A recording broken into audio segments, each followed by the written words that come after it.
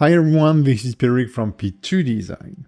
Managing a 3D animated project can be a nightmare when you don't know what Blender offers to organize your files. If you're working on your own or with a whole studio, linking is a must-know whatever the size of your project. Once you know how, you will love this method. I always receive a lot of questions regarding this topic, so it's time to give it a new video.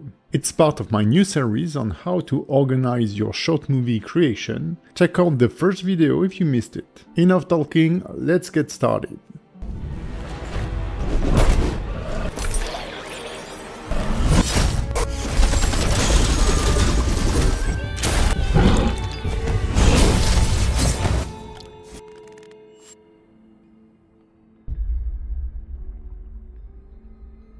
I often see students confusing append with linking, so let's get this out of the way. When you append an asset from a Blender file, it's like copying and pasting it. The asset imported this way is no longer connected to the original.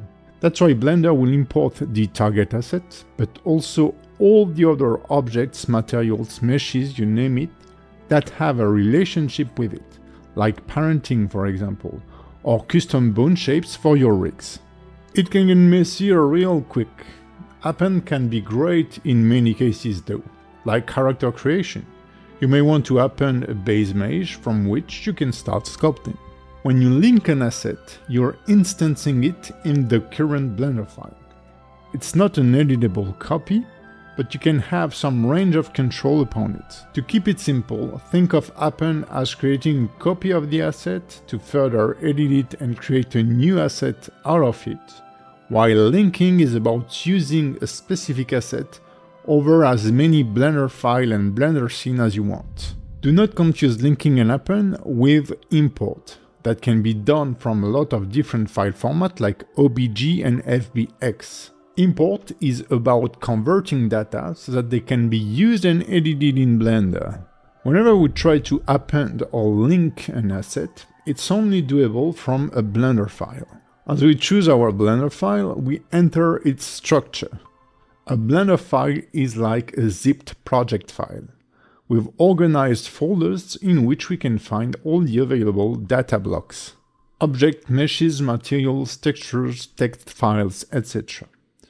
We can choose to append or link a single or multiple data blocks, or we can pick a collection. Hope you're enjoying this video so far. If so, please leave a comment, a like and subscribe. We can link any data block, an object, a material, a collection.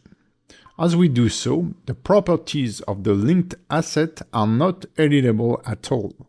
If I link an object like a cube, I can't even move it because its transform channels are not editable. If I link a collection with a rigged character, I can move the empty used to instance the collection, but I won't be able to access what's inside the collection. To be able to use the rig or move the linked object, I need to make a library override. The easiest way is to do it through the outliner by right-clicking on our collection or on the object, go to Library Override, Make, Selected and Content. It's a little faster than Selected as it goes through the whole collection and the sub-collections, basically the whole hierarchy, to create the overrides. On a single object like our cube, it doesn't change anything since there's no further hierarchy than the object itself.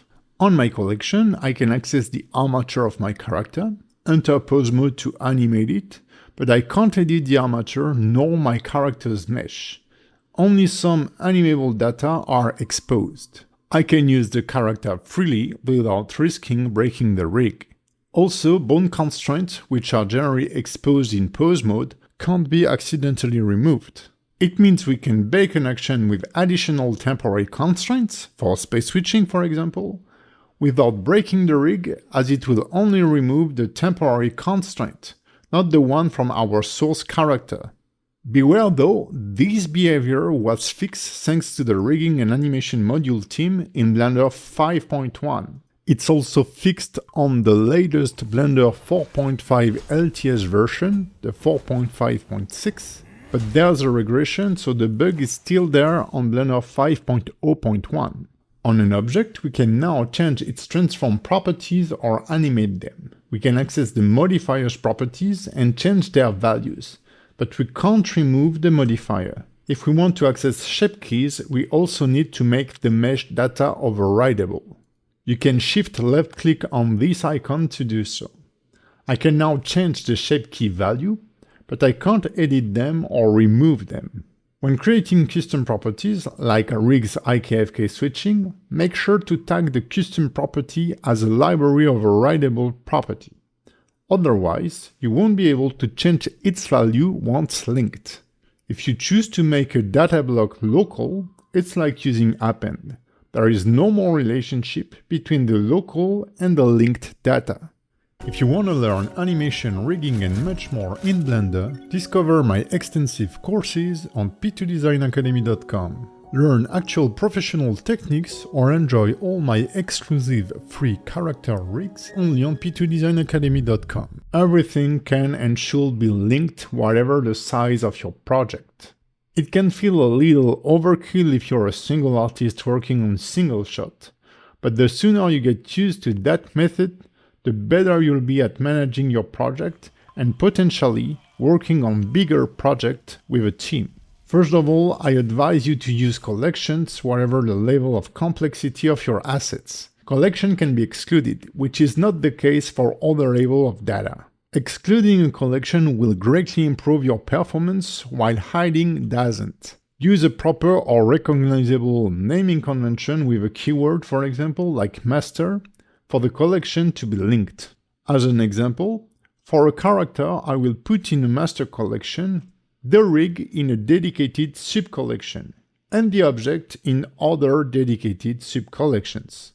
Anything else like bone widget or temporary meshes that are not supposed to be exposed or used by the animator are kept outside of the master collection. Link your character from the master collection, and you can then start a new action and animate. You should do the same with your environment. You can create environment assets from linked datas, like a kit bash library, and then link your composed environment in your animation file. Any part of the environment that is supposed to be animated can be rigged, as you will do with your character.